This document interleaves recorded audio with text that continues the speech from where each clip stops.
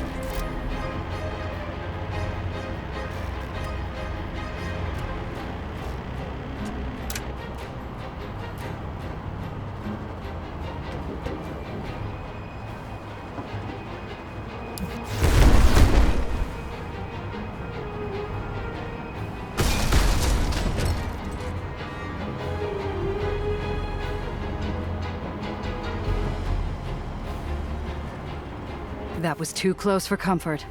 This place is falling apart, fast.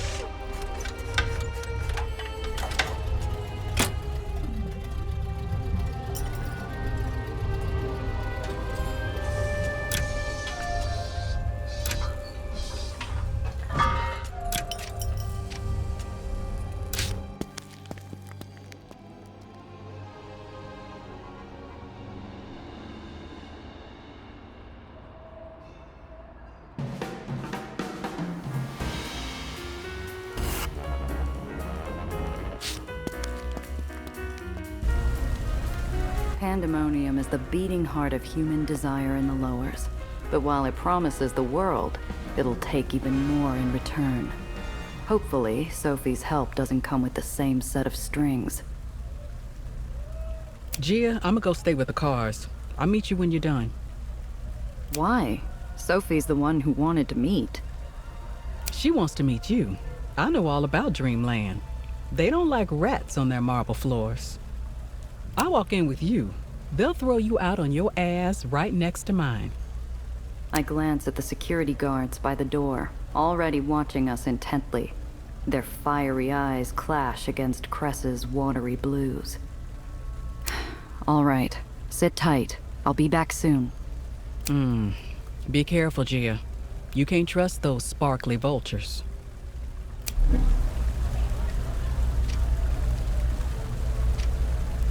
The fountains outside Pandemonium are a gaudy display.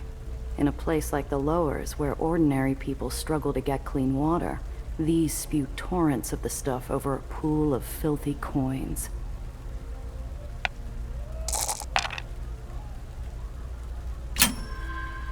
A bright spot catches my eye and my hands dart into the water, emerging with a sparkling diamond engagement ring. I'm guessing this fountain didn't bring the wearer the luck they were hoping for. I slide the diamond into my pocket. If finding a penny brings good fortune, picking a diamond out of a fountain must mean Lady Luck owes me a favor.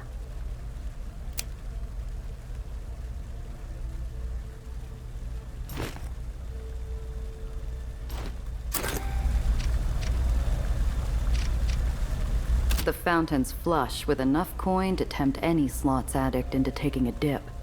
I watch a twitchy-handed woman gaze longingly at its waters, under the security's watchful eye. Zio used to say, scrimp and save every advantage you can get for a rainy day.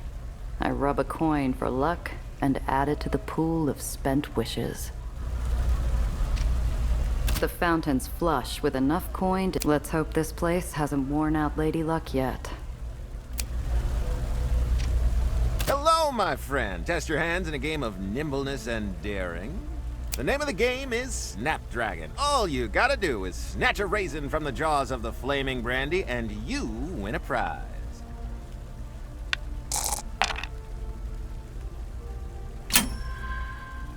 What the hell? Deal me in.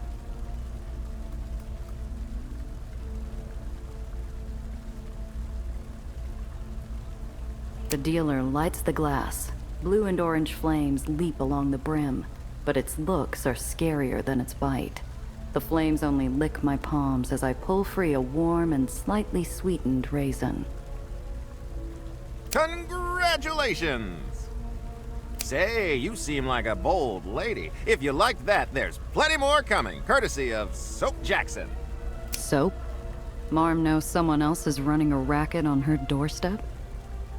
No, Soap would never. She invited him to host her birthday bash, and it's not a Soap Jackson party if everyone's not having a ring-a-ding time.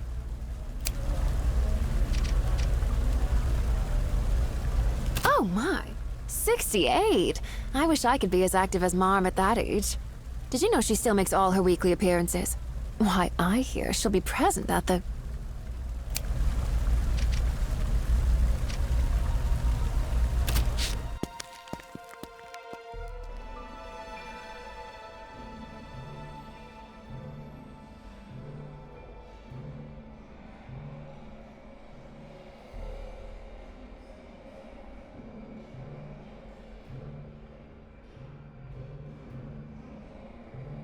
Bright lights, loud sounds, potent smells.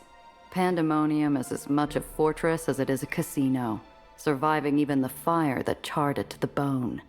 Marm simply rebuilt it, as big and gaudy as ever. It's a siren call to every sucker, but I don't make it 3 steps forward before I'm accosted. Miss Giovanna, Miss Sulzer sends her warmest welcome. She's expecting you at her personal table on the 2nd floor. Thanks, pal. I'll head up in a sec. Oh, before you proceed upstairs, Miss Giovanna, we're accepting presents from Magdalene Weiss to celebrate her birthday. A gift is highly encouraged if one intends to use our facilities. Not even the concierge's stone-cut face can hide the faintest ugly crack as he looks me over, but I've dealt with harder stiffs at the glass cage. I'll see what I can rustle up on short notice.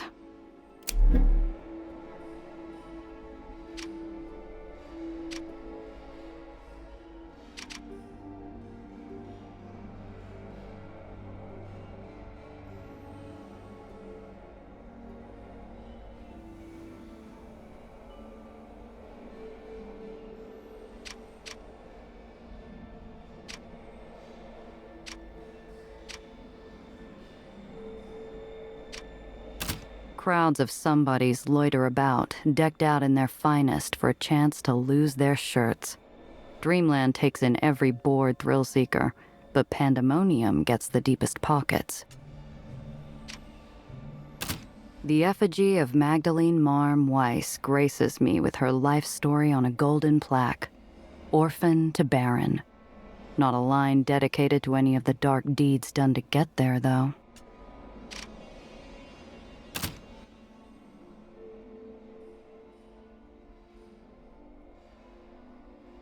The closer I get, the itchier my palms. There are more trophies and firepower here than in a dragon's hoard. Watchful eyes from security guards and curious glances from guests follow me up. Whoever I am, if I can visit Pandemonium, I've got to be someone who can afford the birthday tax.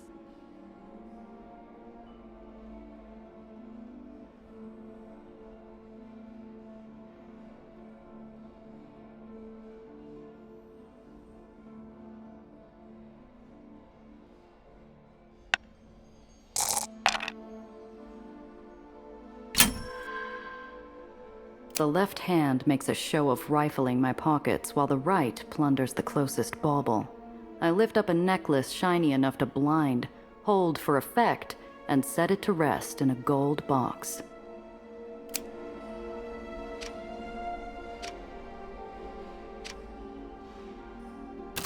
Pardon me, miss, but I saw your gift. I thought it was lovely. Too bad some of us don't have friends who are that generous. Pandemonium's guards play two faces, hospitality and pest control. A goon flashes compensation vouchers at a table while his partner marches off a rowdy schmuck towards a closed door. The light past the doorway's blotted out by a hulking shadow. It gives me a wide grin. Miss, Mom thanks you for your generosity. He steps aside, and suddenly I'm a guest of honor. Staff members try to hit me with grins, stuff vouchers into my palms, and hustle me to open tables. I turn them down, all for the second floor.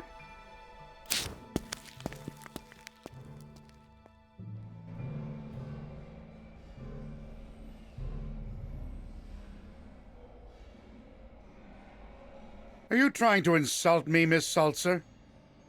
A manila folder slaps the table like a white glove. The challenger locks eyes with the woman across from him, daring her to flinch or draw. I've been doing business with Marm since before you could even stand up to her skirts. I've built half the streets you walk on, and you repay me by showing me this garbage. We have other properties, of course. However, this offer is not an insult. Think of it as a token of Marm's esteem. A chance to get ahead of a gold rush. This property is awful, and some competitors have already backed out. What they've overlooked is that this is non-dock land. We're unable to add new islands to it, so we intend to add a beach.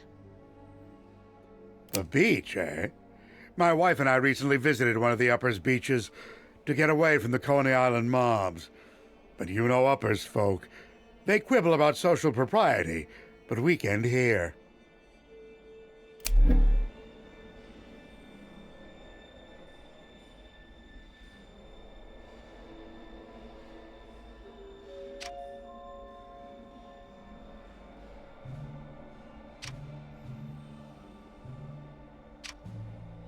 You seem quite passionate. How would you see a beach, then, for honest locals like us? Not the tourists. Giovanna! It's been an age! She beams at me with a swell of sentimentality. Before I can process it, she rises and sweeps me into a hug like we're long-lost sisters. Oh, I'm so happy to see you. But I'm afraid you're early. I told you, open bidding for Steeple Boardwalk doesn't begin until tomorrow. What? She's bidding too. She is. Giovanna's new money. A change of pace from the usual competitors. What was it you wanted the boardwalk for again? You made it sound quite ambitious.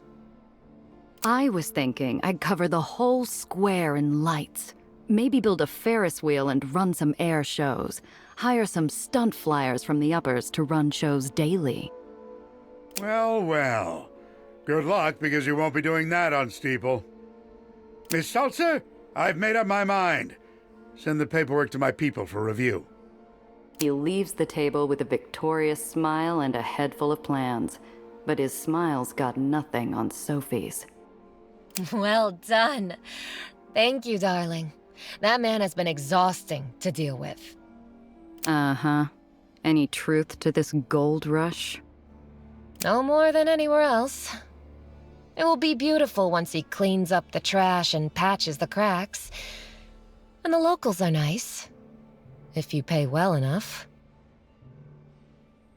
And when he finds out it's not what you sold him on? People who spend that kind of money never want to believe they've made a bad deal. He'll find every way to justify it to himself with barely a word from me. She hooks my arm in hers and leads me to the table. Along the way, I spot her enforcer by the stairs and black and gold-clad staff milling about the floor. Not worried about eavesdroppers? This is my table, which makes it the house's table. Anyone who's fond of their ears will give us privacy, or learn to live without one. All right, enough of the pleasantries. Apollo said you'd know how to get into Marm's vault. Yes, I'm sure our tall, dark, and fiery-tempered friend has told you all about me. But I've never met you. That's my line. You're Marm's right-hand woman. How do I know you aren't looking to double-cross us and get a free ticket to the top? Because, quite simply, there are far less complicated ways to destroy the underground and take my place in Dreamland than a Machiavellian heist. She gathers the cards, shuffling them as easily as she breathed. Do you play Kill the King? I've played a few rounds. Why? Just a friendly game. You can learn a lot about a person from how they play. And what's this friendly game going to cost? How about a secret? Losers share something they've never told anyone else. We deal in a lot of currencies in Dreamland, but few are as valuable as information. What rules are we using? Crown reversal, to keep things simple. Every round, we pick a card to duel. Queen beats king, jack beats queen. Numbers that add up to 10 or more beat jack, and aces beat everyone except the king. First woman to 10 wins. You said you learn a lot about someone from how they play. You see, an aggressive player might be risk-friendly, while a defensive player only makes safe deals. The most pleasant person might have a horrible temper while under stress. Or they simply prefer number cards. Like me. Hold up. If we're playing, I want a fresh deck. A new deck? Really, Giovanna? Do you distrust me that much already? Would you trust you? She inhales softly, rolling her eyes playfully while she signals a staff member. The decks are swapped, and a shuffled hand is passed across the table. We trade blows across a polished table. King versus king. Numbers versus queen. Numbers versus numbers. I thought Eli's killer would be a little taller. Same to you. Apollo said he had a mole. Wasn't expecting Marm's second. We peer over our cards. Sophie's poker face is as calm as a lake. I see if I can make ripples. Jack of spades. Sophie gracefully hands me a queen. What's your angle? You aren't just Marm's second, you saved her life. You sound suspicious. Because it doesn't add up. A fire nearly takes Marm out with her casino. They don't catch the culprit, but they see you pulling Marm to safety. A few weeks later, she names you her heir. We slide our cards forward, locking edges. From where I'm standing, you're either throwing away a comfy life, or you're planning an upgrade. Oh, which one I want is no secret. I want what the underground wants. Her card scratches my glove as we flip. Ace takes numbers. You know, I played Mr. Valentine in that very chair. He was Marm's favorite gentleman criminal and excellent at cards. Excellent at getting himself shot, too. And the madrigals? Banger is still recovering, by the way. It will be some time before Dreamland can use her services again, but she's very motivated to rebuild her little gang. Her 7 and 10 mob my jack. I watch her fingers worry along the edges of a card. 1 jack's left. How many aces and kings? Valentine, the madrigals, Eli.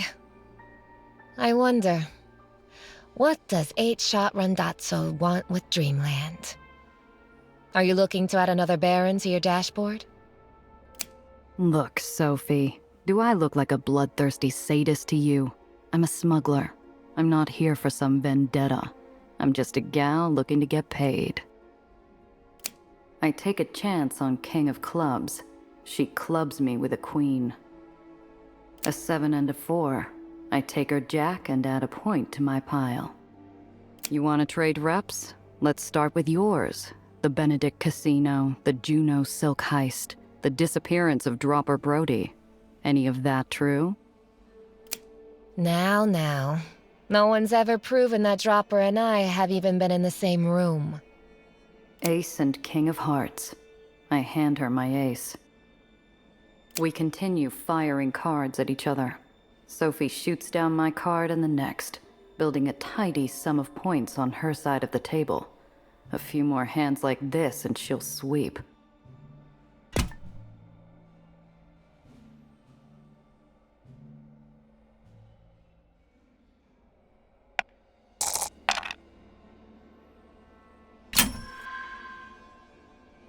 Zio Alfonso never played an honest game in his life, and I see Sophie holding her cards the same way he did. 2 cards layered flush against each other. Your hand's looking a little stacked. Grab an extra card? Oh, well look at that. It must have happened during our last hand. Uh-huh. Your casino's gotta have rules for that. Forfeit or penalty? Since we're close to the end, let's call it a penalty and strike a point from my pile. Shall we? 1 point's good enough to tip the board. Luck comes back to my side of the table. For every hand she grabs, I take back 2, narrowing the gap. We throw down our final cards. My queen kills her king. Well, beautiful game, darling. As much as it pains me to admit it. Now then, shall we settle up? What secret of mine do you wish to know?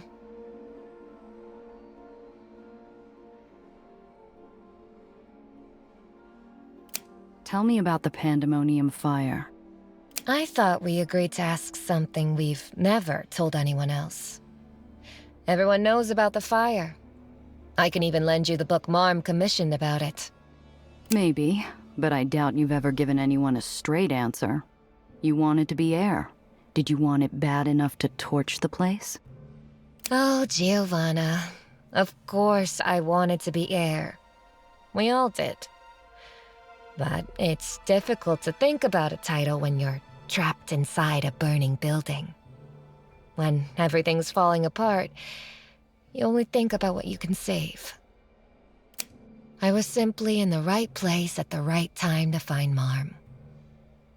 If I only cared about becoming Baron, I would have ensured she stayed put, and told the others she named me her heir with her dying breath. Anyway, if you're satisfied, maybe we can talk about the job. Starting with how we're getting to the vault. Of course, we'll need information. Fortunately, everything we need is right below.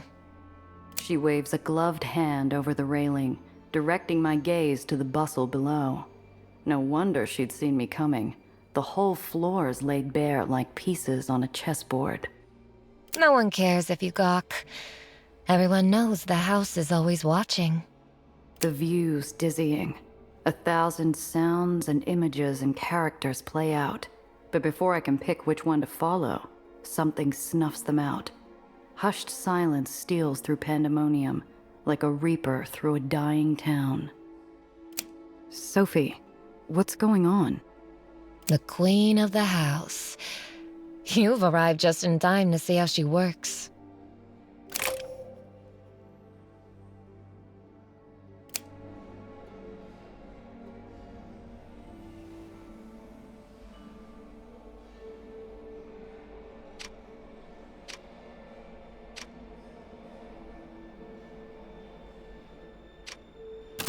Every one of Marm's goons is wearing iron and muscle under pressed suits, but none of them make crowds part faster than the Dreamland doe walking the floor. I thought pandemonium was yours. It's Mom's. I simply manage it for her. She owns everything in Pandemonium, including every dear heart on payroll. 2 armies hired by cash and devotion. We're not leaving with Marm's money without a fight.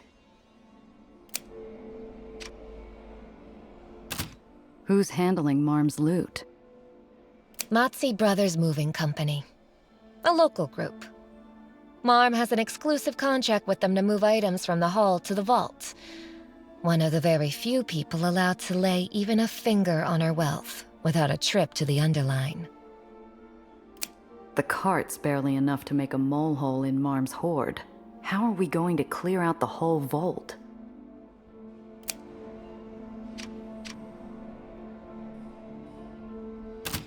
Part poisonous viper, part soothing vixen, Magdalene Weiss is an ancient dragon in the lowers. Beauty, elegance, and deadliness hold her above her age and the masses. Hello, my darling guests. I trust you are all enjoying your stay. I walked through these halls, and do you know what I saw? Full pockets, smiles, eager for the chase, and then the rest of you. The aged baron's laugh is a silky rumble vibrating off cavernous walls. Now, I ask you to pause your games for a little diversion. A game between myself and one of my beloved dolls.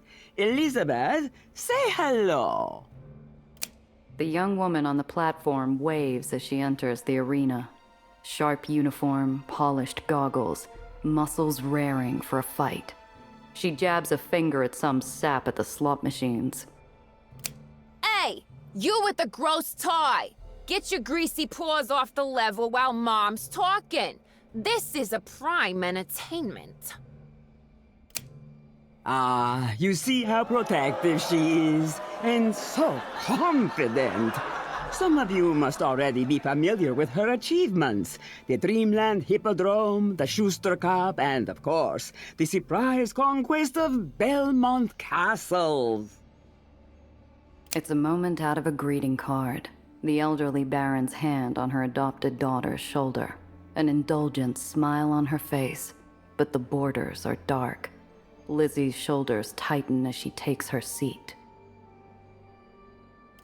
These card shows happen often? Or this a special occasion? Both. You see, we all get a turn in that chair. It's about quality time with Marm and showing off to her guests. But Lizzie's in the hot seat. Castles was supposed to become another lieutenant's territory until Lizzie took it. And now Marm's in one of her moods. What? She's mad the wrong doe took it? What does it matter who gets the job done? It's still Dreamland's banners going up. The problem, Giovanna, is that Lizzie didn't get permission. Marm will call it triumph in the headlines, but she'll never allow Lizzie to get away with overstepping her. It sets a bad precedent. Who would you put money on? Are you asking me for a bet? I couldn't afford your rate. I just want to know if your sister's got a shot. Then I'll do you a favor and spare your wallet. No, not in the slightest. The slow draw of cards. The Sato voices calling their bets. The friendly facade splits into bloodshed with their opening hands. First hand, Lizzie throws a valiant play. Marm slaps it down with ease. Second hand, Lizzie tries another angle. Marm cuts her off, carving through Lizzie's chips and pride. The doe's more prey than night. By the fifth hand, her hands weaken, from bold to timid. Fingers dance between cards indecisively. I can feel her desire to retreat from here. Call or fold, girl? Call. I tear my eyes off them. I didn't come here to watch a beating. Sophie said the intel we need is below. All I gotta do is find it.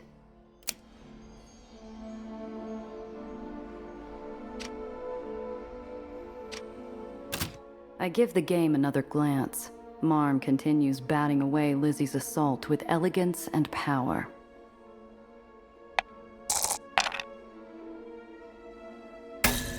Something tickles my curiosity. Zio once called Marm a great white among sharks, but something's fishy. I've had some long lucky streaks, but never the kind that wins me every hand. How's she doing it? Marm makes her own luck in every way possible. It's part of her mystique. Every patron holds their breath, but there's not a quiver of fear. Their ghoulish smiles spread, mouths slavering in anticipation. The crowd's a sea of bloodlust. I break them into individual numbers in my head. Too many bodies break between us, the vault and the exit. Pandemonium got any slow days? It's near Marm's birthday, so no. The celebration is a weeks-long affair. We have tourists coming in from all over the world, and it's only going to get busier the closer we are to the big day. So, we need to find a way to get them out of the way. The hall holds its breath for the final blow. A full house coming down on a meager high card. Over already? My, what a game! Don't you agree, Elizabeth? Sure was. You were amazing, Marm. The crowd applauds, taken in by the heartwarming display. The bustle returns to the hall. Tables fill with smiles and vices, but Marm and Lizzie remain on the platform. Baron Magdalene Weiss turns her razor-sharp gaze towards the balcony. I'm caught, staring down the maw of the beast, but I'm not the intended target. Excuse me, Giovanna. I need to see what Marm wants. Think she's on to us? I doubt it. If anyone checks my appointments, all they should see is I was meeting an old friend of no importance. On that note, please avoid drawing attention until I'm back. She disappears with the flutter of her cape. Despite what she says, my eyes follow her down to the ground floor. Maybe I should listen in.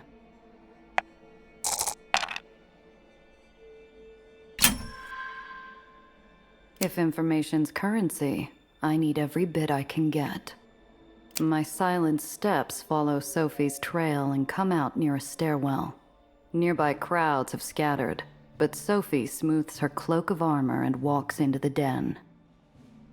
Marm! Lizzie! Excellent game as always. Can I tempt either of you into a drink at the bar? On me, of course. Frida's developed a delicious new cocktail that does wonders as a refresher. Ah, Sophia, you are too kind. How is someone to grow without constructive criticism, You watched our game. What did you think of Elizabeth's play towards the fifth hand? I strain my ears and catch something that doesn't belong. I scramble back into the doorway, seconds before Doe and her lightly clacking heels pass by. Well, Lizzie, simply put, you weren't aggressive enough.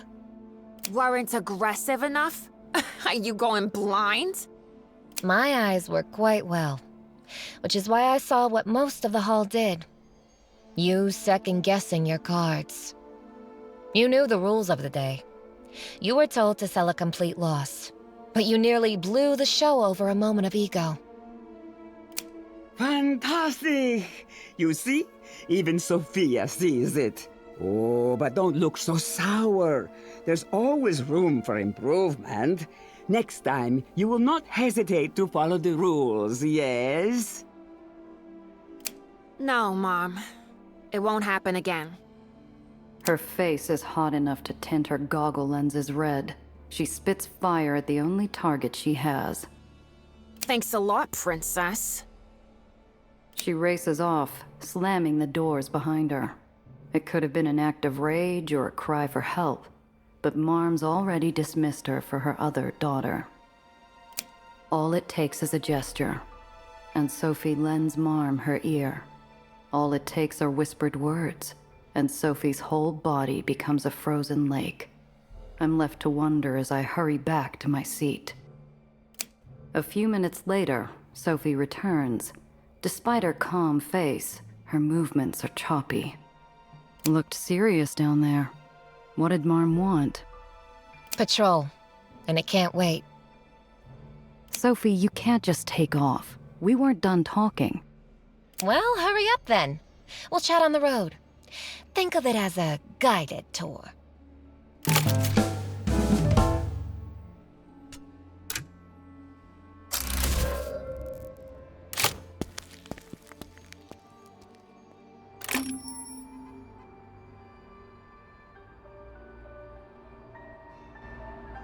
So, where's this guided tour taking us?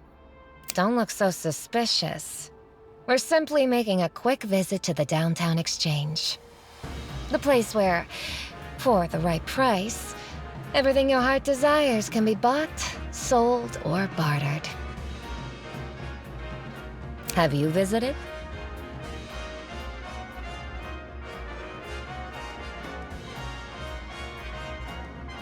Not since my 21st birthday. My. That has been a while. You'll find it's changed a bit. Shall we? Cress is where she said she'd be, sitting with the cars and scaring off snooty valets. I feel like I'm stepping onto an icy river as Cress and Sophie trade appraising looks. Sophie?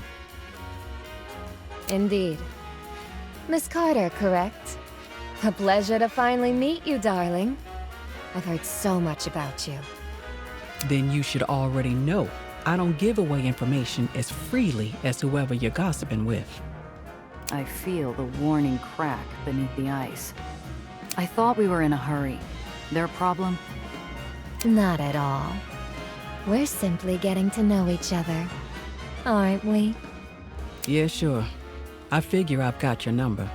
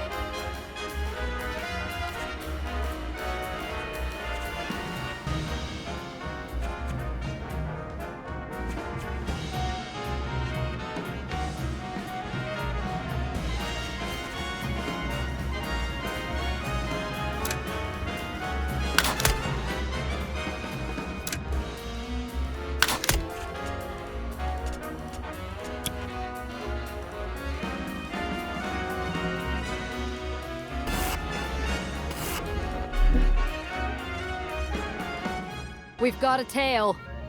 Ah, that'll be one of my sisters. Someone wants to play.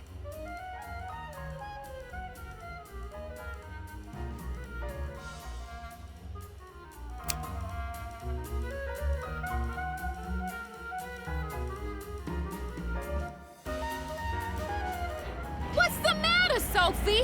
Too good for a goodbye now?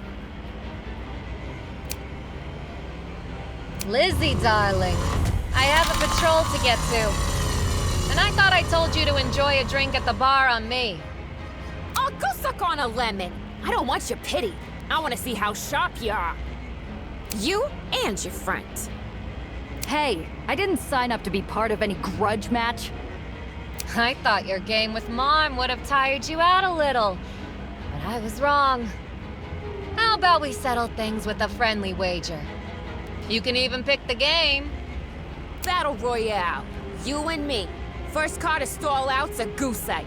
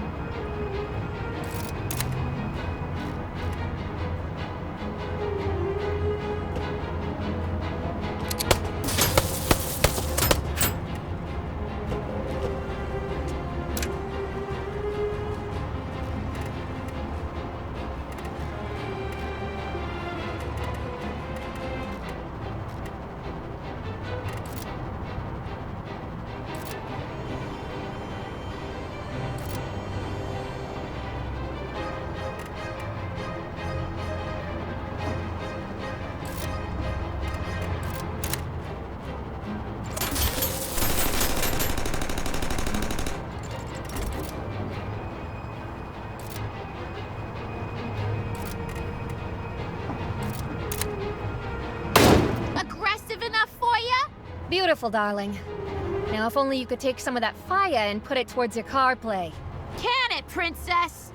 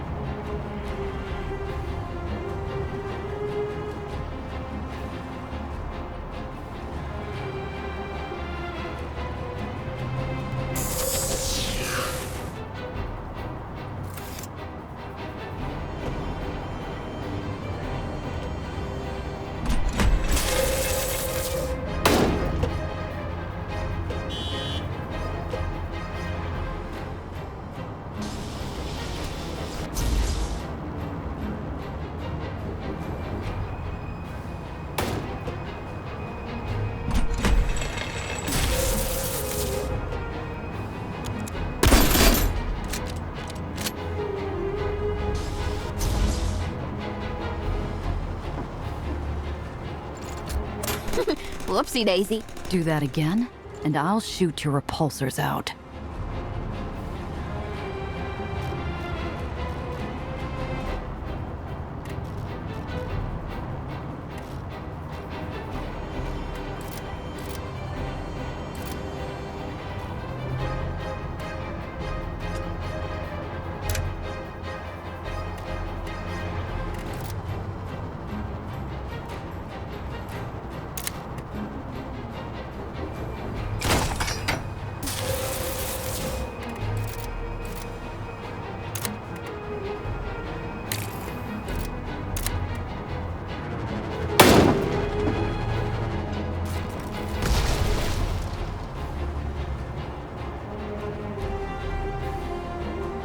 nuts to this. I'm out of here.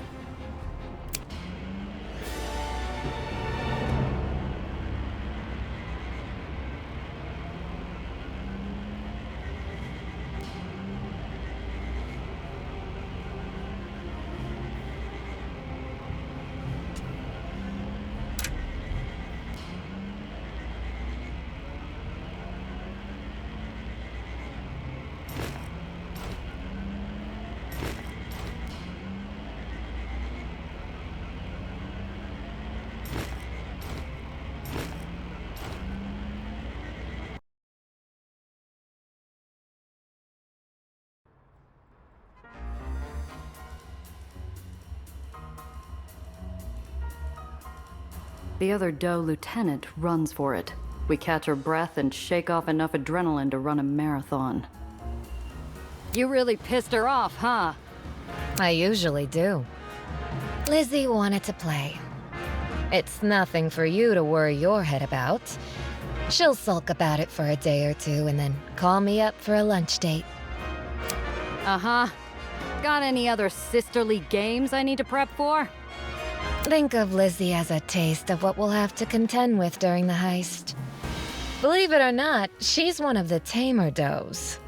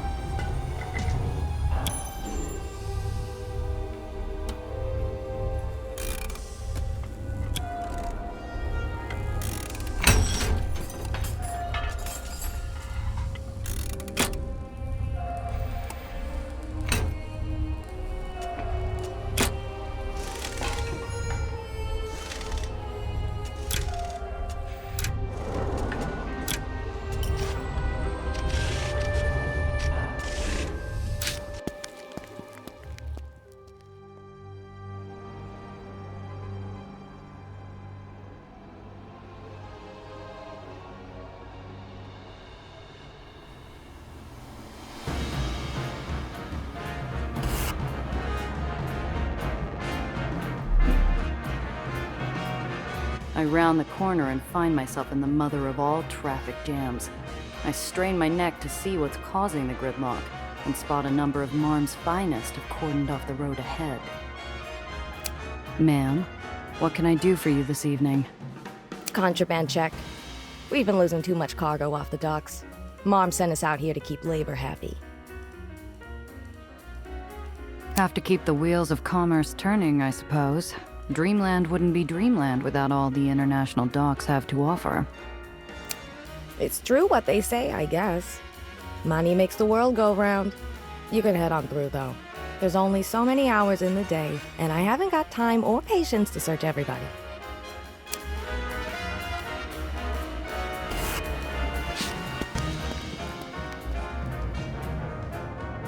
Folks say if it exists, it's in downtown Exchange. The golden cavern shimmers under the light of 1,000 shops and stalls, manned by a fleet of vendors and back alley cons, and each pays a cut to Marm. Maybe that's why Sophie parks between the two shadiest alleys on the block without a wink of worry. I'm tempted to keep driving, but she waves me over. Don't be so skittish, darling.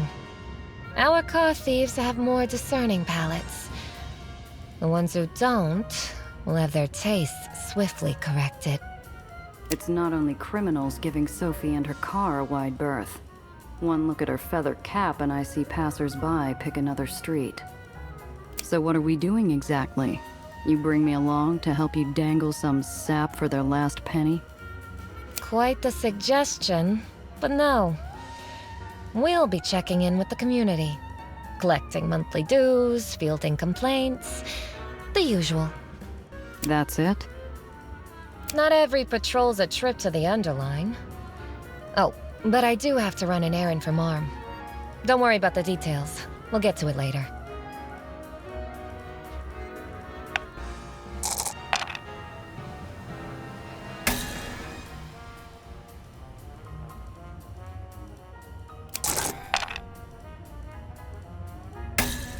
Why wait? We've got a minute. Goodness, Giovanna. Are you always this hot-blooded and impatient? Only when I'm being jerked around. How do I know your memory won't go foggy later? You're right. It is quite easy to forget things. Tell me, do you remember why I invited you to Dreamland? To get information. Correct. So I suggest you fill your head with intel instead of Marm's whims. We'll start with this neighborhood. Grimscram's owner wants a word. Urshel and Sons has dues. And Air Fisher at the Flying Ace owes me information. How's your acting? I've talked my way through more than a few scraps. Excellent. Why? Soph, why?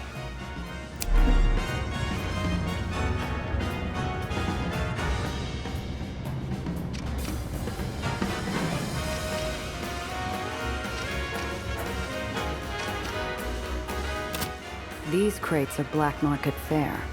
They've had all their shipping and customs markers removed. They're also reinforced with metal brackets and dovetail joints to protect something valuable.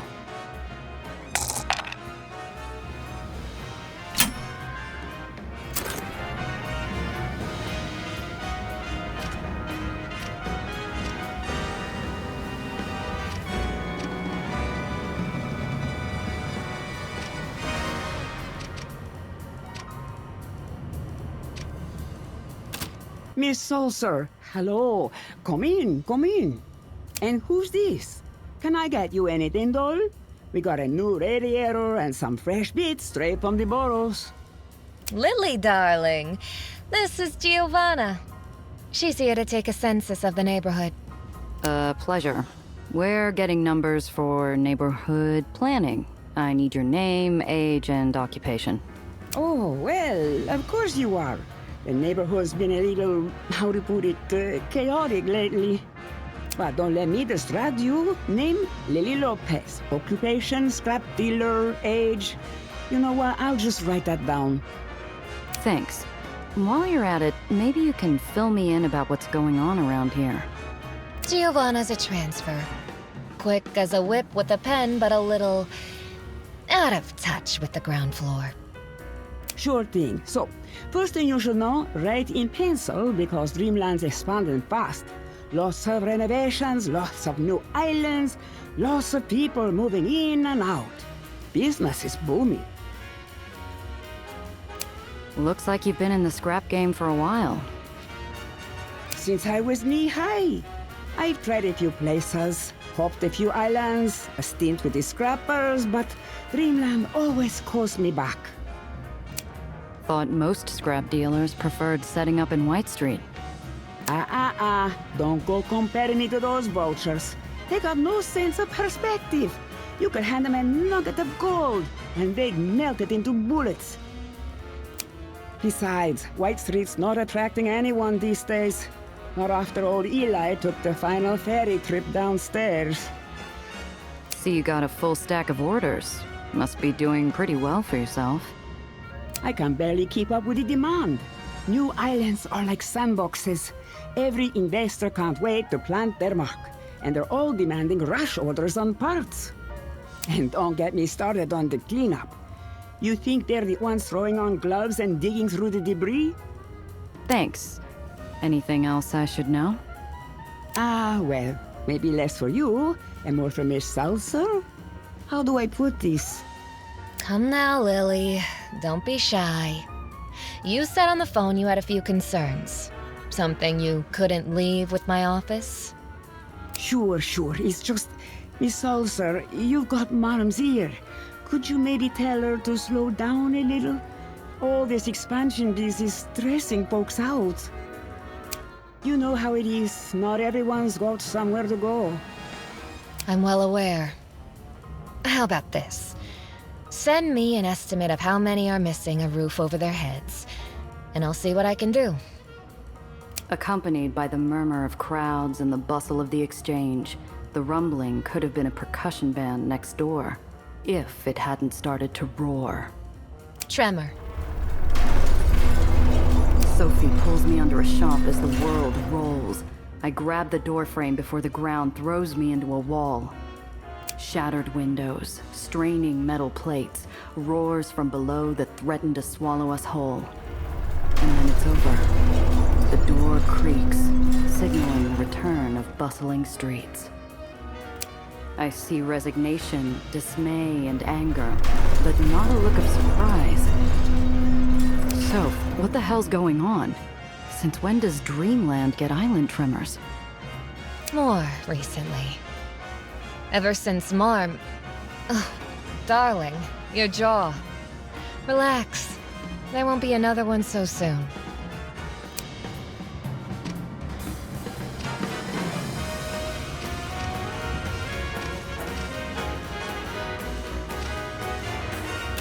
The food stall is a casket. Fish lie out haphazardly, organized by stages of rot. And the shopkeep sits with his book like a mortician in wait of mourners. Welcome. Tell me, do you know what the catch of the day is?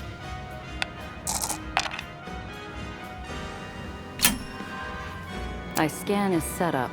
Too obvious not to be a front. The walls made of trick paneling, the counter feels hollow when I lean on it, and nothing here is worth his pricey foreign timepiece. Downtown Exchange allows anything with a price tag, so why does he need to hide his stock? How about something off menu? Oh? I'll see what's in the bag. Unfortunately, Herr Fisher, we're not here to shop. Marm has a favor. You see, she loved that little piece he recommended. Do you have any more? That time already, Miss Seltzer? I'm afraid so. Fisher thumbs his book, as though the answers to her questions are hiding in its pages. There's been a new graffiti artist. Some of the shops started complaining. You best start there. Sophie simply waves and heads out, pleasant, efficient, and satisfied with a transaction known to only them. I turn the pieces through my head as we round the corner. Is this about that errand Marm has you running? Would it matter if it was? That's what I want to know. What's that time again? If you must know, it's community management. Marm's schools may attract the brightest future rogues in the barony, but she worries about the street children. The ones we don't control. So what? We're going to lean on a bunch of street kids because Marm's paranoid? Of course not. They're too short. We'll check in, make sure they're following the rules, and, if needed, educate. No back-wrenching required. Now then, let's go find our graffiti artist.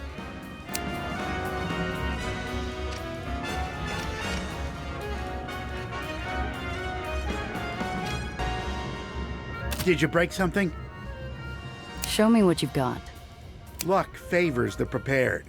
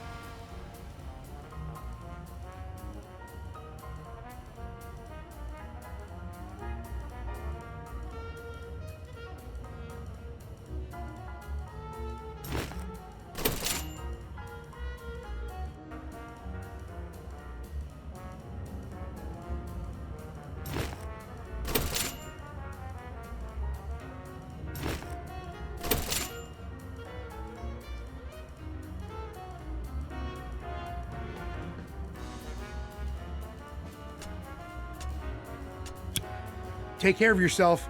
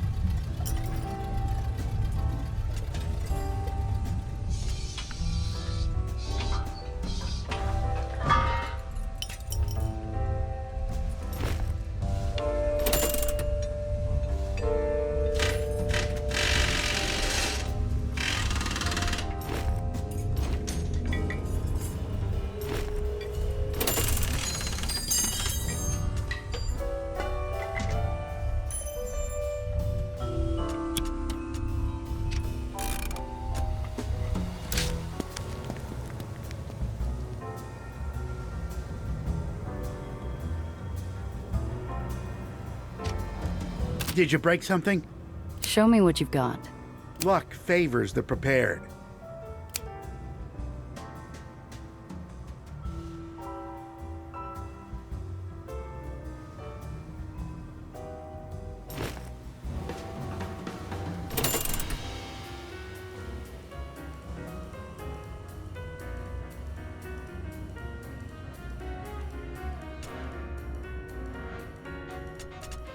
Never let the magic smoke out.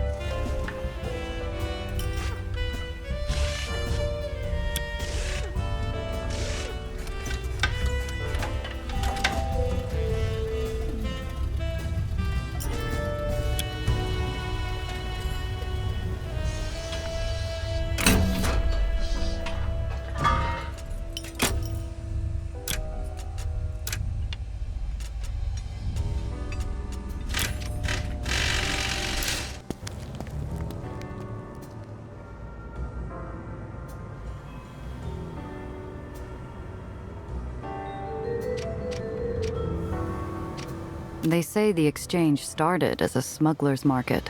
One of Marm's first acts as Baron was to transform it into a proper community. Can't say it didn't pay off. People talk about the city's metaphorical underbelly, but this is the real thing. A hidden enclave where Dreamland's vital organs pulse with life.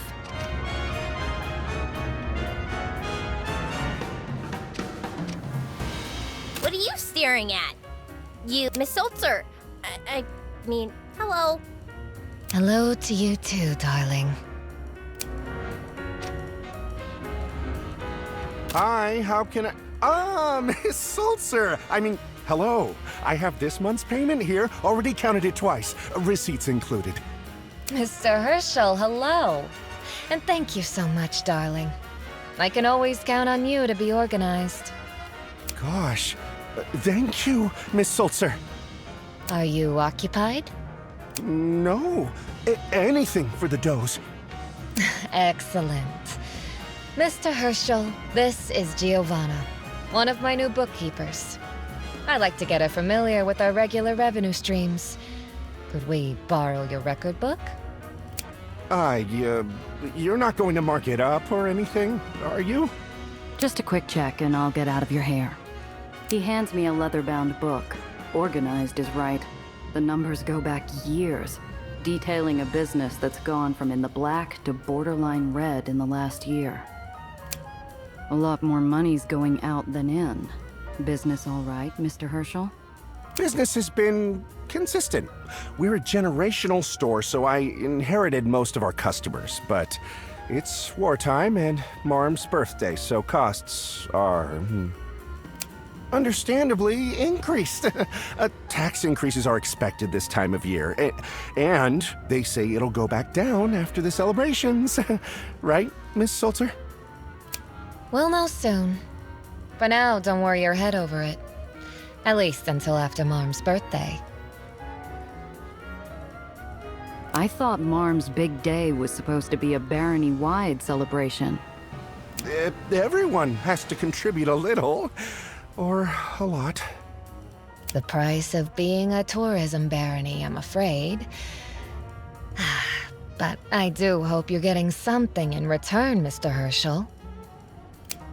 Right, we get peak visitors for a month, and so that helps float the books for the rest of the year.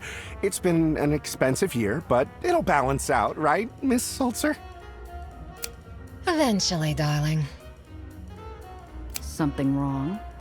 You seem on edge. What? Am I? I mean, why would I be nervous? I'm always happy to help the does. That's a relief. Because I would hate if my bookkeeper or I were to have made you uncomfortable in any way. No, Miss Sulzer, you and your associate are fine. You've been pleasant, reasonable people. Thank you, and you're very sweet. Oh, I need something for the paperwork. Who collected last month's dues? Was it Mary? Eliza? Pearl? She's a disciplined woman, always has a firm grasp on the numbers. Ah, of course. Giovanna, remember that name, please. I'm sure you'll see more of her work eventually. Everything's in order. Oh, good. Happy to be of service. Despite the reprieve, he keeps throwing quick glances Sophie's way. His mouth is a wavering line, from open to closed, fighting between speaking his mind and risking his head.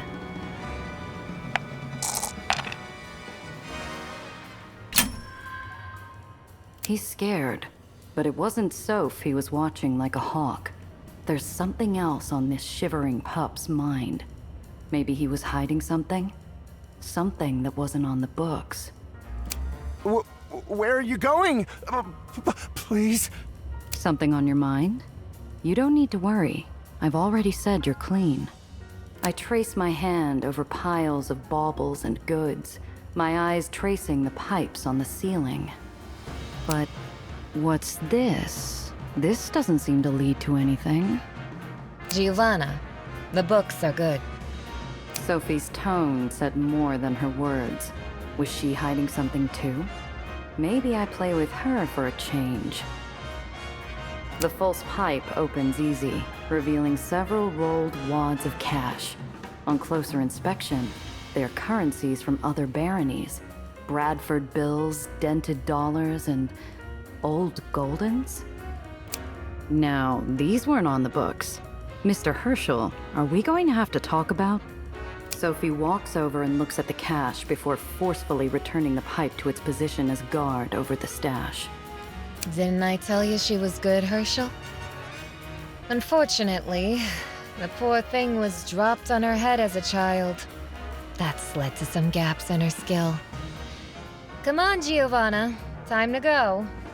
I consider for a moment, stubbornly staying put, locking my heels and acting more the petulant child than an accountant.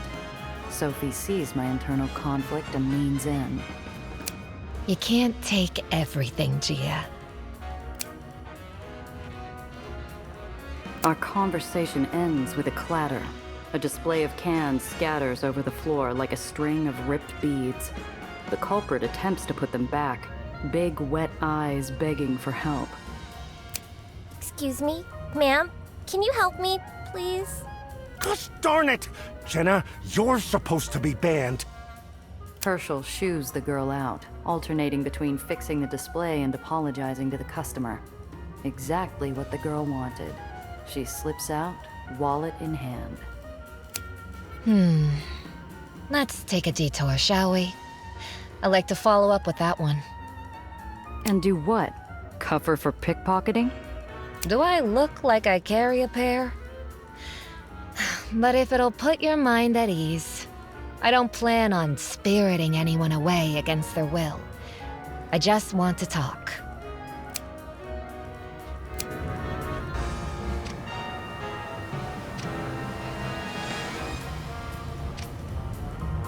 Lines of children scroll near a broken window. The artist is long gone. I catch sight of a mess of blonde hair. She bounds towards a narrow lane, steps as soft and quick as an alley cat. But Sophie's already one step ahead. The girl skitters back, all but hissing. Let me go! I'll scream! I mean it! Easy, kid. We just want to talk. Nuh-uh! do anything. You're just picking on me because of stupid Mr. Herschel.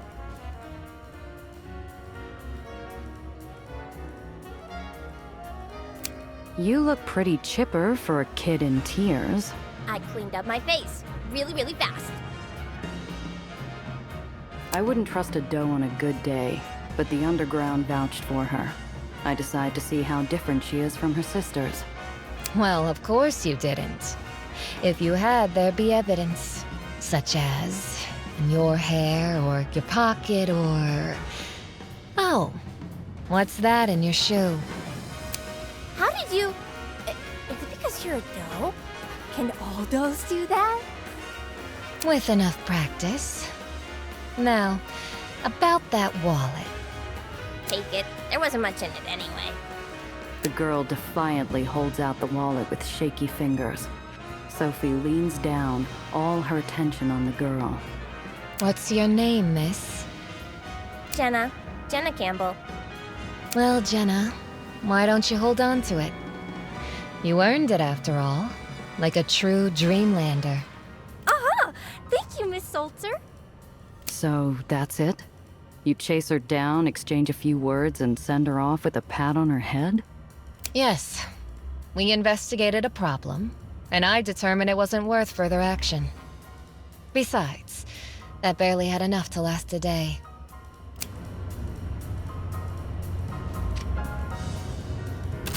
The girl's a wisp, floating from window to window, as though she'd blow away at the slightest breeze.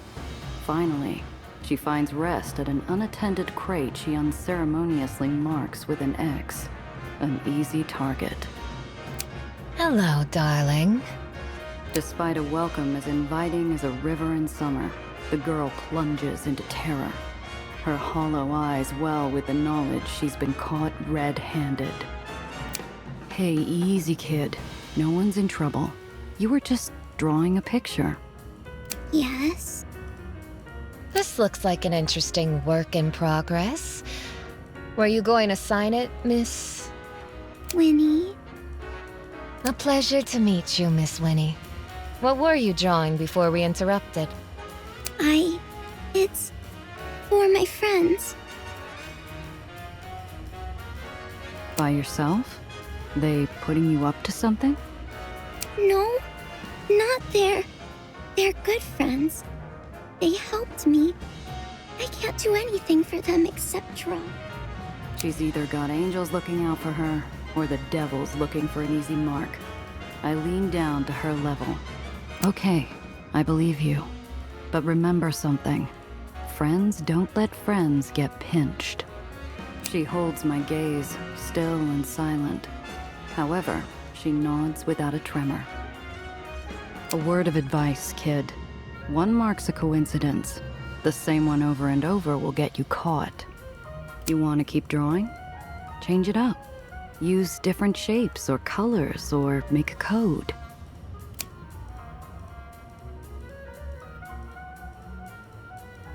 With only a nod, the wisp drifts off to other haunting grounds.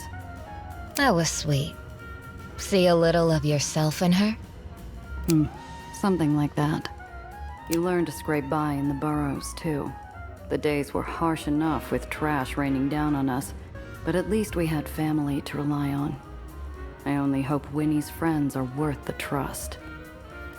Well, that takes care of the neighborhood. Enjoying the sights? It's something, I'll give you that much. Good, because our next stop is less scenic. It's a walk, but I'm sure you'll manage. Another shop? The errand. Also, it's off the beaten path, so try to keep your wallet stowed away.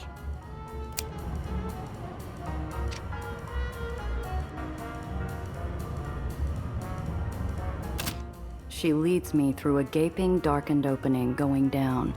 Each step turns golden light into sickly yellow. Narrowing corridors close around us, and steel plating becomes brittle under our feet. My foot goes through a step. I scream. Visions of falling tens of feet below play through my head until Sophie catches me. Careful, darling. The island's still settling. Yeah, I figured. This place is falling apart. It is, isn't it? Anyway, watch your step. There might be more. Oh, and if you hear anything from above, move.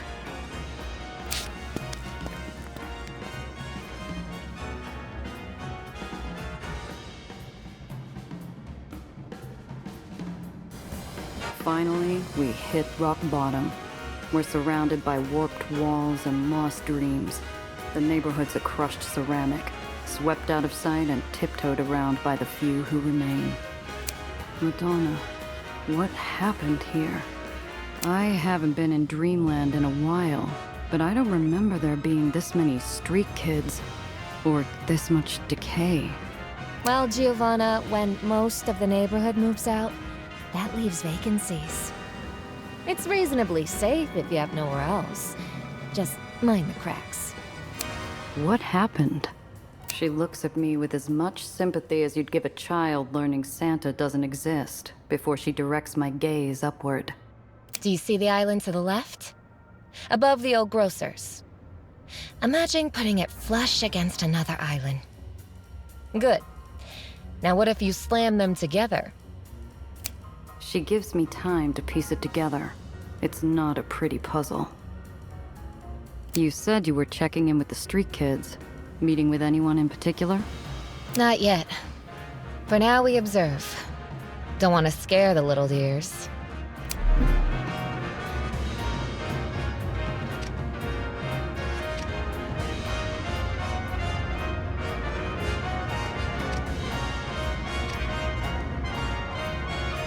Something carved through the upper floors with the grace of a butcher, leaving everything from the neck down barely in one piece.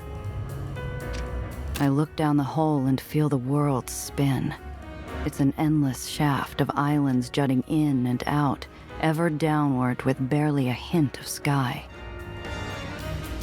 Miss Salter! Miss Salter! Are you recruiting for the school? Please, would you consider my niece? She isn't well, but she's smart and diligent. I can... I'm sorry, Mr. Brown, but you know I can't. Marm's very particular about who she lets in. Miss, are you with the Does? Could you put in a word for my niece? Please? What? She not criminal enough for you? Or is it that she has family? By the look of her, you know as well as I do that there's nothing there. Maybe a confidence woman with those eyes, but she doesn't need the trade schools for that. Marm only takes those who show promise, or who truly need an escape. For a second, I'm back with my folks and Zio. They were arguing about me smuggling. Zio Alfonso argued I deserve my shot. I almost echo the words until Sophie shakes her head, slight but firm. Sorry, pal. Not my call. His head sinks, and he leaves without another word.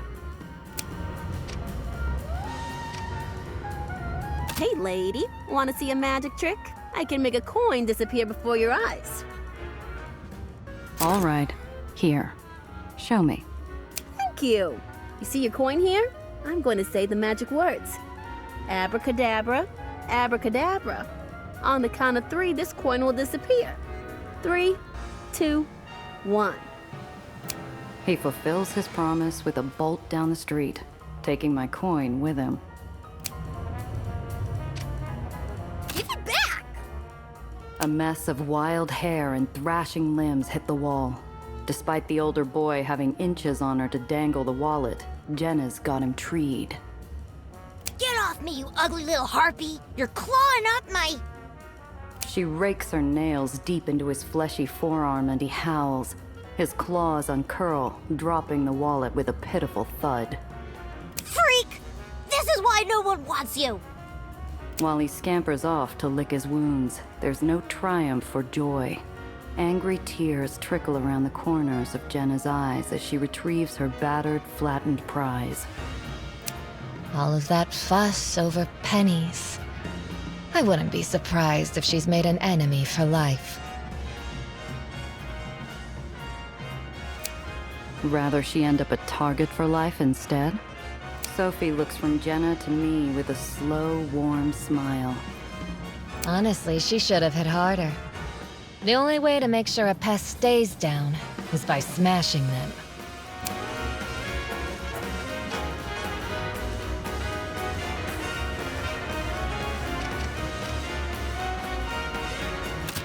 No, Winnie. You're supposed to trip, shoulder catch, then pull.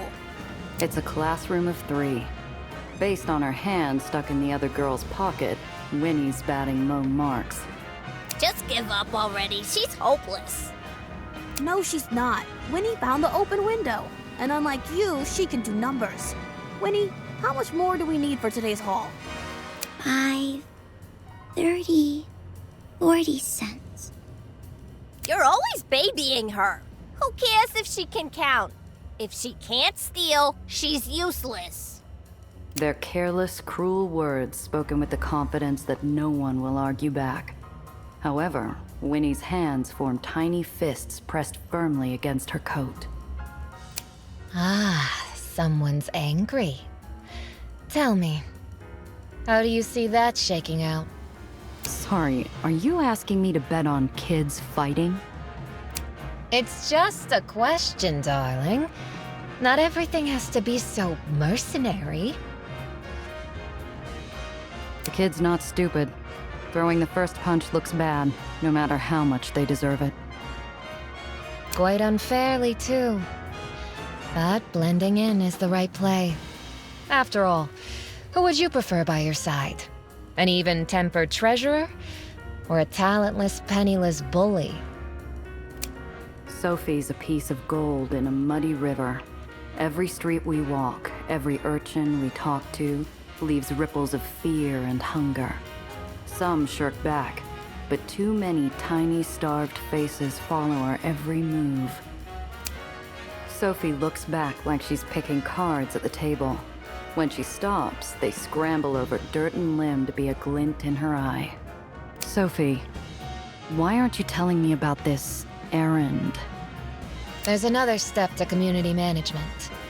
You see, checking in, enforcement, and education are all part of it. But we also find potential.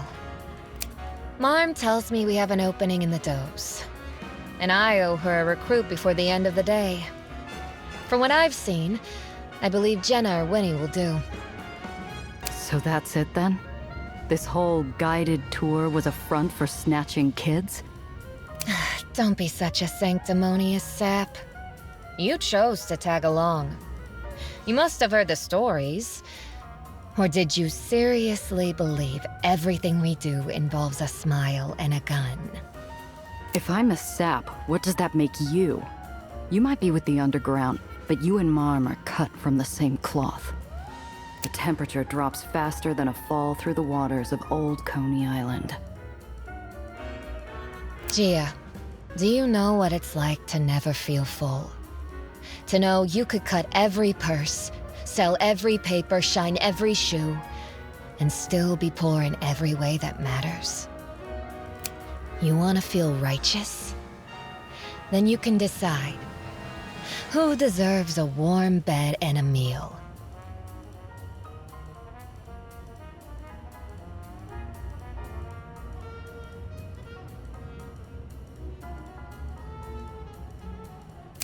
I take in the faces around me, each echoing a desperate yearning. They really want to be like her, but I know who it has to be. The one with hollow eyes that fill with every flutter of Sophie's cape. There are plenty of sharks on the street. If anyone needs the does in their corner, it's Winnie. They will. Believe what you will about the does, but she will learn to stand on her own. She approaches the girl. Winnie's caught mid-float, torn between flight and grounded confusion, until Sophie leans down with a smile and a casino chip. Hello, Winnie. Would you like somewhere to stay tonight? There's a steeple in the old brewery district. Show this to the front, and they'll get you settled with a nice hot meal and a bed after they show you around. And if you stay, we can discuss schooling. Winnie's pale face is a wordless cry of fear. Fear that this isn't real. fear of what happens if she takes that chip. But her hand still hovers over the token, unsure of what to do. This isn't an order. It's simply an offer. Although I hope you say yes. The choice is yours. The silence fills with something new. Winnie's frail fingers grab the chip like a freshly born soul reaching for the light. Thank you. Winnie's off, carried by hope and a ticket to a new life. Sophie's feet weigh like concrete heels, dragging her towards the open bar top.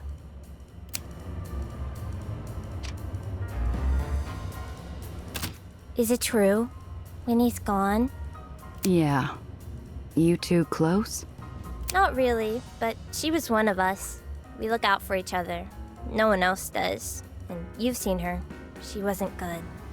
But she'll be okay, because she's going to be a doe. The Dreamland does rule the barony. No one lays a stinking hand on a doe, or yells at them, or takes from them.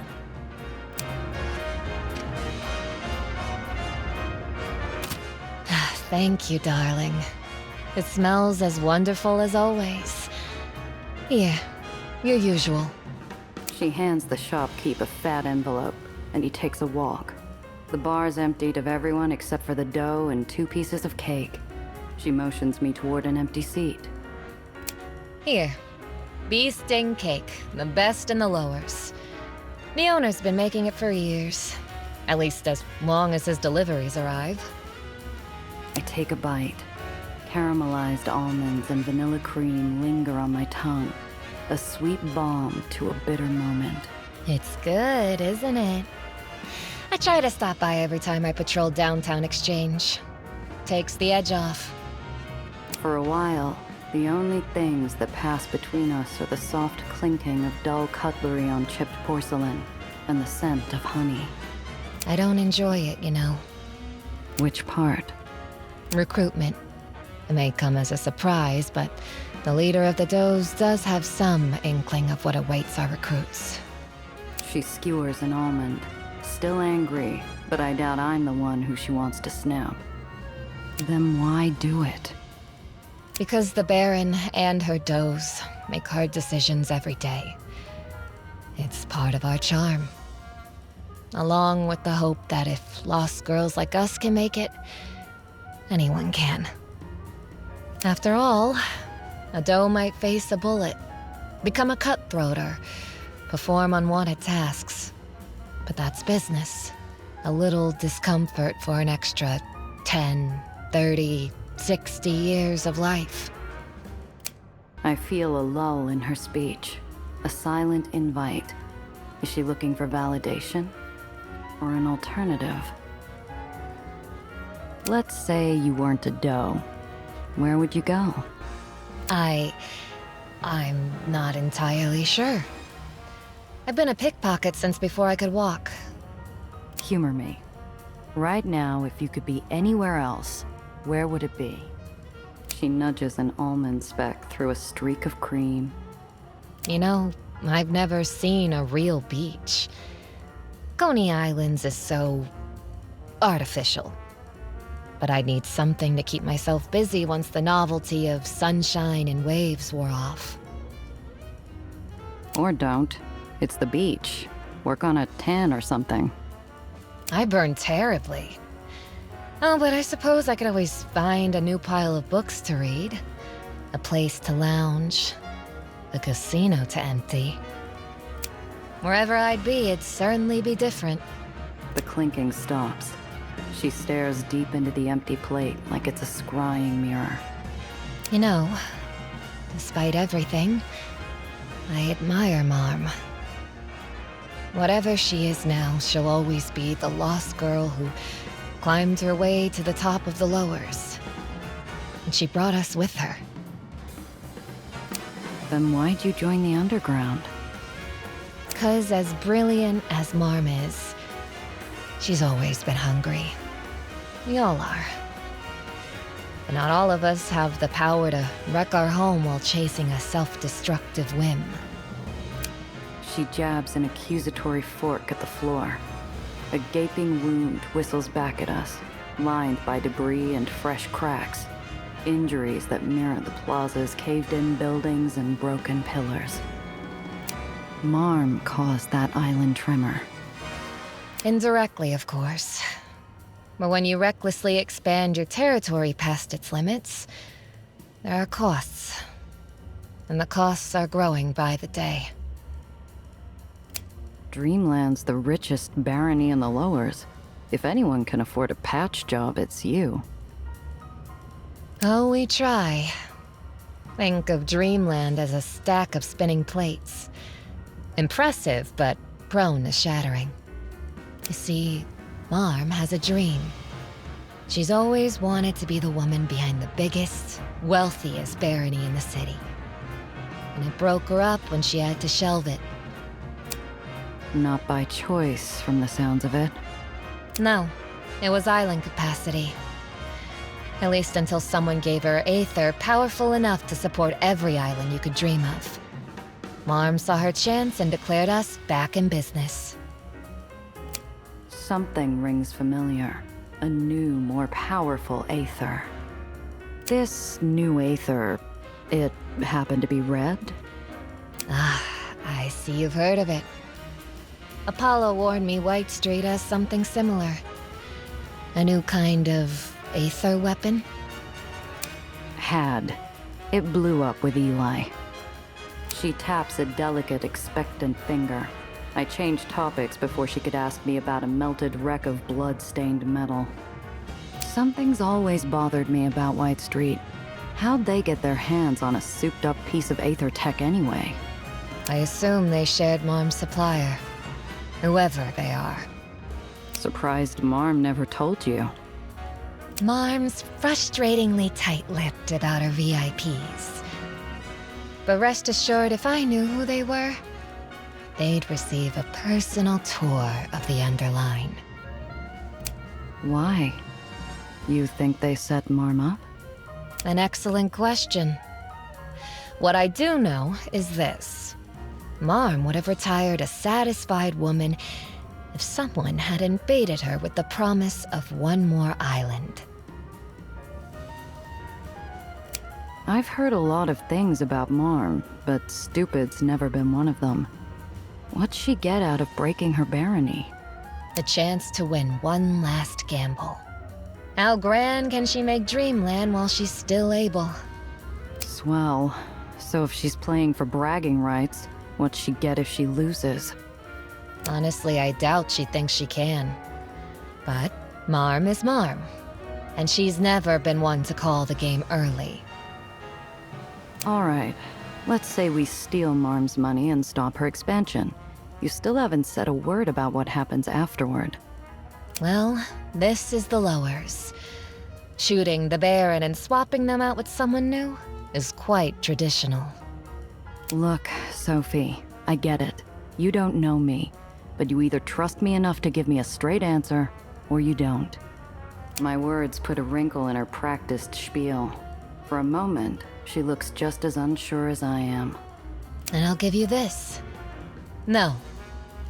If we succeed, I won't become Baron. My sisters would never stand for it, let alone the Underground or you. However, I have no intention of letting Dreamland become another White Street. Okay. Thanks for the honesty. Excellent. Now then, shall we go somewhere private to finish our earlier conversation? And I imagine our mutual friends will want to report. Fine. I've got to stop back home anyway. What Sophie said hangs over my thoughts like a storm cloud. There's something more to this red Aether. And Nellie's been mum on the details ever since Eli's parade. I think it's time I got some answers.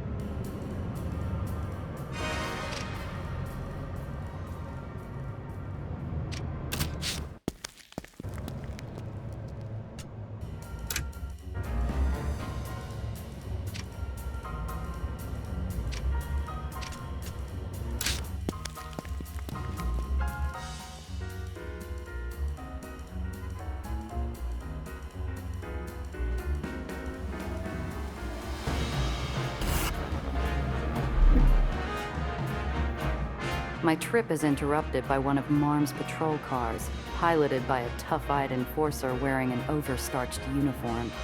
Good afternoon, ma'am. What seems to be the problem? You're the problem. This car is in direct violation of Baron Magdalene Weiss's anti-blight ordinance. I let you drive a rusted-out, rattle-can junker like this around Dreamland. It reflects poorly on all of us.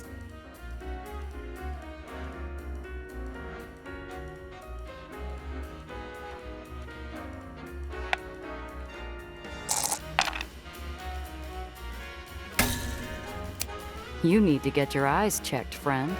This thing's a collector's dream, a bona fide classic. It's an eyesore is what it is. And it stinks like grease and ozone. Just looking at it makes me feel like I need a bath. You're lucky I don't impound it.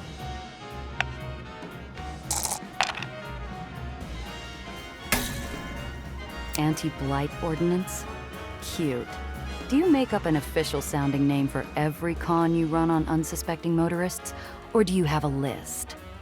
Oh, you're clever, aren't ya? Oh, you're clever, are ya? Got everything all figured out. Shame you're not in charge. I am.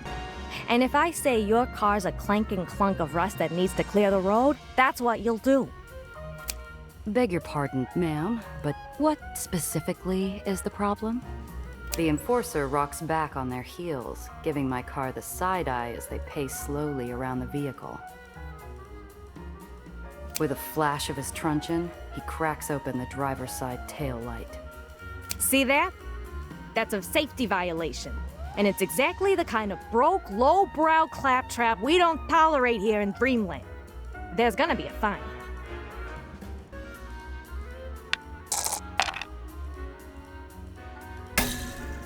You think I'm some silly girl you can take for a ride? I'm 8-Shot Randazzo. You don't want any piece of this. All right, boys. We've got a troublemaker. Round her up. That didn't work out like I hoped. Grimly, I punched the throttle, knowing the patrol will be on me in seconds. I should have just paid up. Keep your head down, Zio always said, where there's a price to pay. Well, I'm paying it now.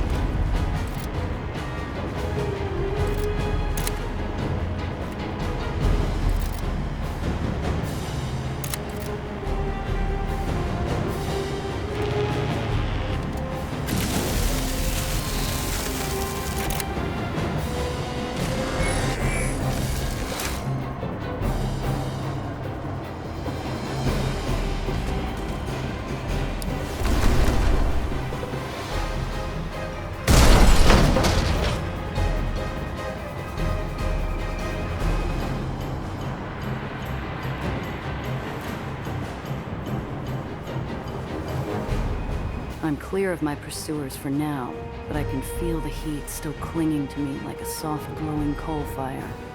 There's more where that came from if I don't cool it off somehow.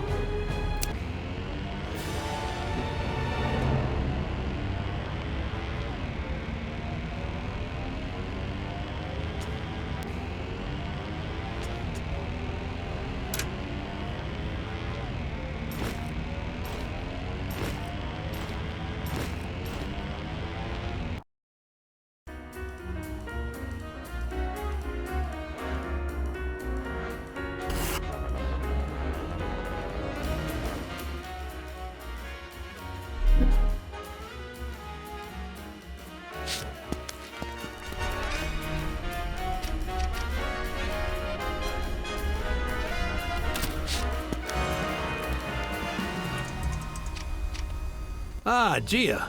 I see you brought a guest, though not one unwelcome. It's nice to see you outside of the negotiating table, Sophia. Sam, darling. You look well, though busy as always, I see. And hello, Apollo, dear. You look good. In a way that would be every publicist's nightmare if it ever landed on the front page.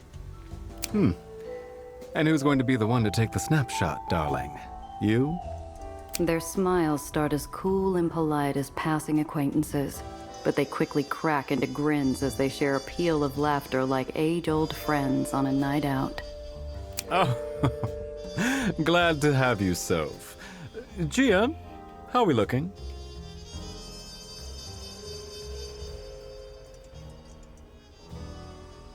Got a good look at the place. It'll be tough to crack, but so is the tomb. If we play our cards right, we can be in and out before Marm knows what's happening. That's what I like to hear. Don't keep us in suspense now, darling. What's the plan? We prep as much as possible. Way I see it, we got 3 problems to solve. The crowds, the loot, and the getaway. Pandemonium's going to be packed. We're going to need everyone out of our way. Marm loves ending things with a bang. It's why Soap Jackson's closing the night with a fireworks show. If it were to happen sooner, everyone, including Marm, would be forced outside. Think you can shift the schedule? Of course not. Marm would have my head. But if someone very clever were to sneak into one of Soap's parties, they may be able to convince Soap to help coordinate a surprise. Talk to me before you go. Might have an idea or two on the how.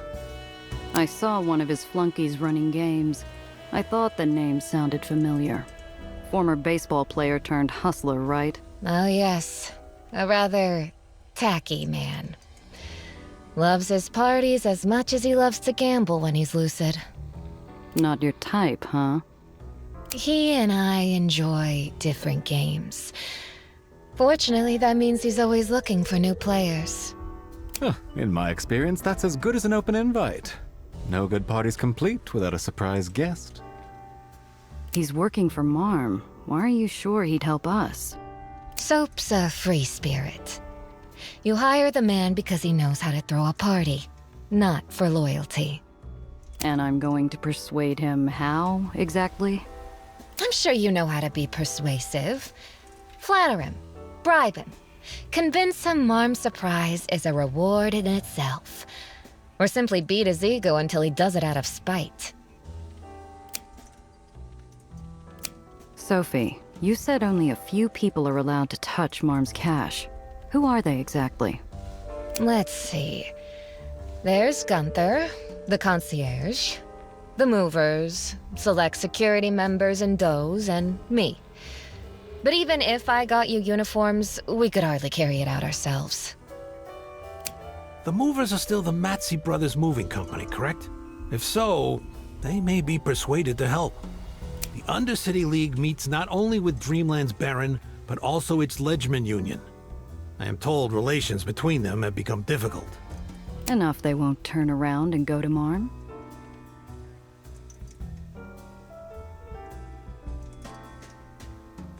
Wait, when you say Luca Mazzi, do you mean...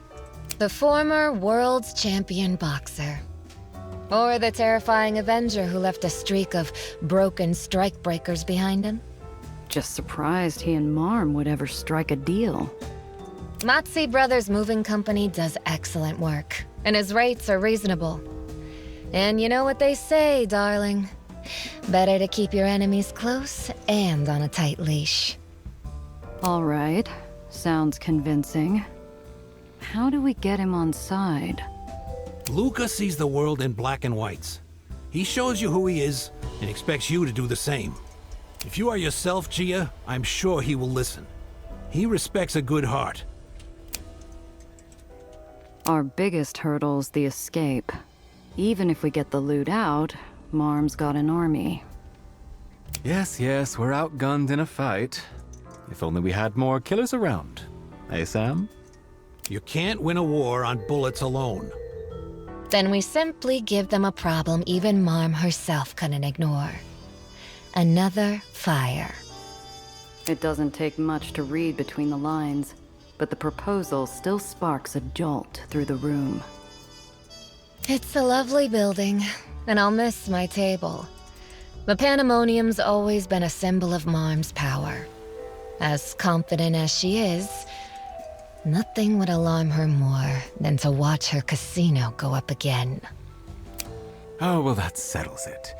We'll empty the castle, rob the treasury, and burn the rest to the ground. After we've emptied it of civilians. I know Dreamland's kept quiet on the details, but you does ever figure out how the culprit pulled it off? Officially, all evidence was lost in the fire. Unofficially, someone smuggled an accelerant right under our nose. Filled the place with it. You really have no idea who did it. Trust me, Giovanna. Whoever you're thinking of, you can bet we got to them first. Not a single one talked. All took their secrets to old New York. If Marm's busy with the fire, who's left to worry about? It'll be Marm's birthday, so all lieutenants will be expected to attend. You've met Lizzie, of course. Alice seems vapid, but don't let her fool you. And Pearl solves everything with an iron fist. I expect we'll have to deal with at least one of them. More if we're unlucky. Okay, but if Marm's that worried, I doubt she's made it easy to burn a second time. Oh, there's no doubt Marm's put safety measures even I have no idea of. Which is why we'll want to talk to her pet architect. Anton Klossner designed both Pandemoniums. He once showed me the blueprints and they're easily his masterpiece. If anyone knows of a weakness, it's him. Think you still got him? He should, but he's a notorious recluse. Fortunately, he adores Marm, so I'm sure I can convince him to bring himself and the blueprints to an investor event. All right, that's enough to get started. Anything else we should know? Only a word of caution, darling. Expect to see more security measures as we get closer to the date, and try to plan accordingly. Oh, nothing we can't handle. You heard the woman. In and out job. So let's get to work.